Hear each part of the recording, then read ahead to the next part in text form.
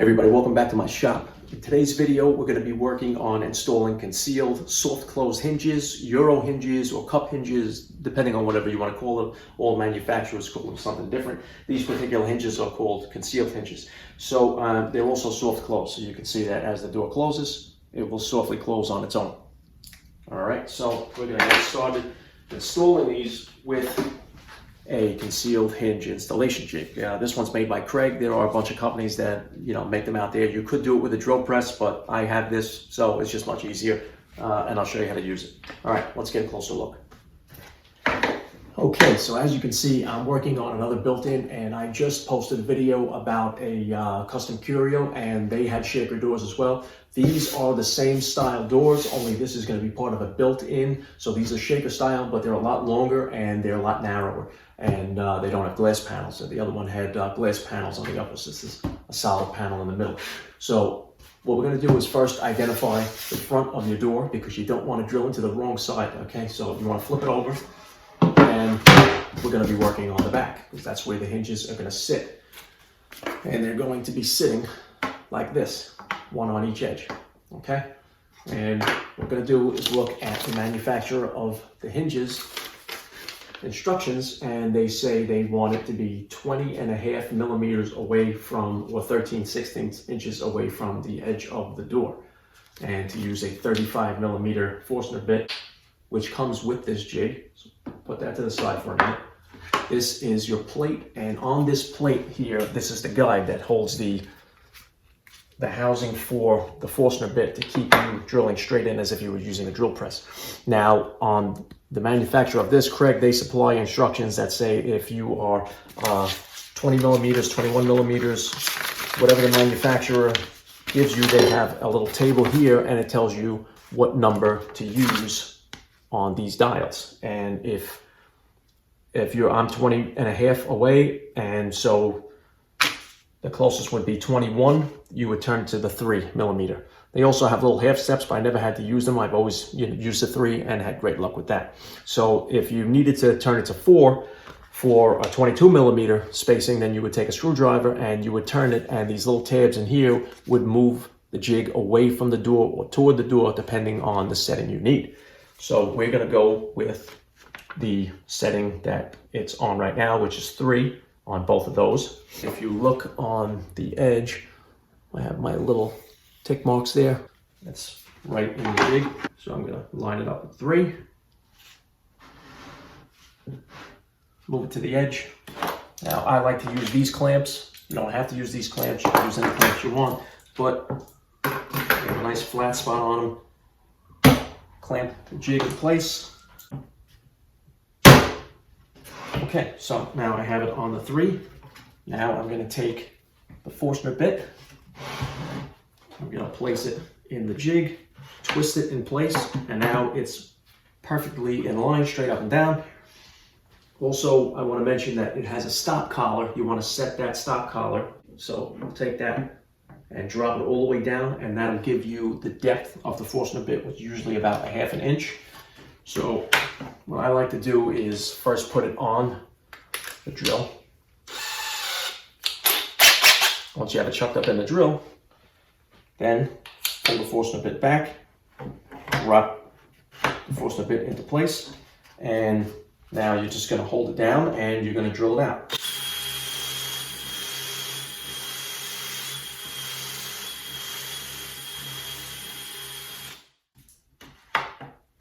Okay, then just to give you a better look, I'm going to vacuum this all out of the way.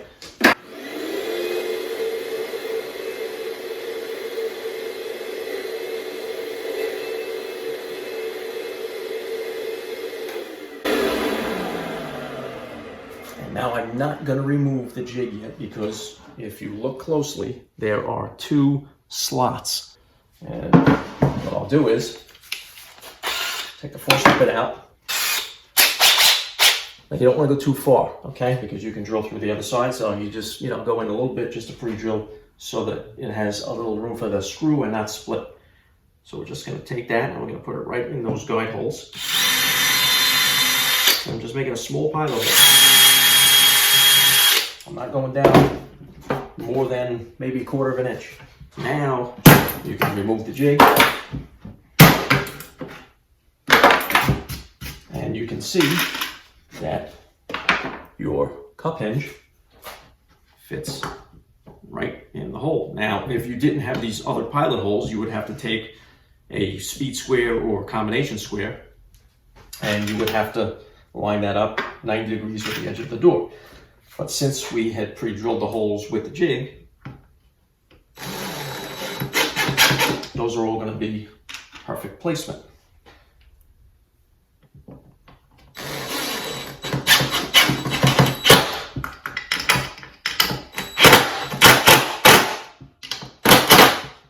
Okay, so now you have your concealed hinge installed. So now I'm going to take the jig and move it down to the opposite side. And remembering that I used the 3-inch mark, I'm going to bring it over to the 3 again at the edge, same way I did over there. Back it off the table. I'm going to take my clamps, clamping it down.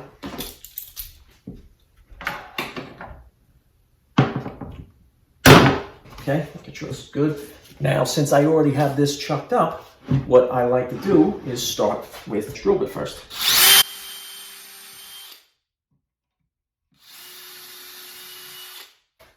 Now I'll remove that, put it to the side, take Forstner bit, put that into the jig, lock it in place, and drill.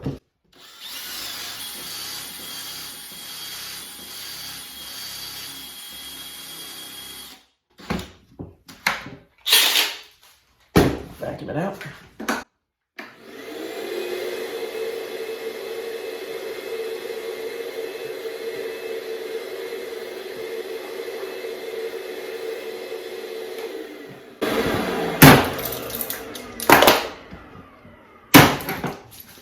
Put this to the side.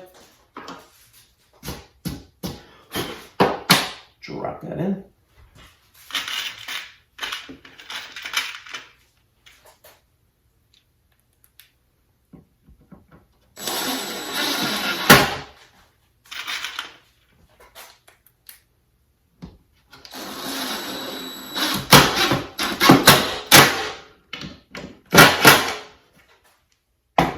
And that is it. So we now have our shaker door with our concealed hinges perfectly placed and ready to install on the cabinet.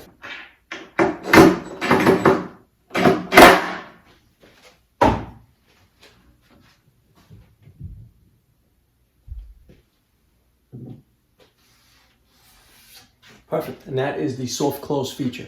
Okay guys, so that's it for this video. Hope you got something out of it.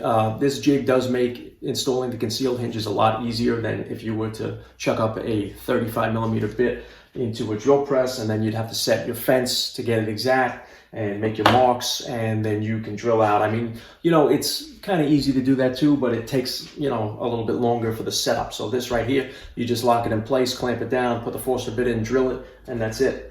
You drill in your hinges. Always use your manufacturer's instructions.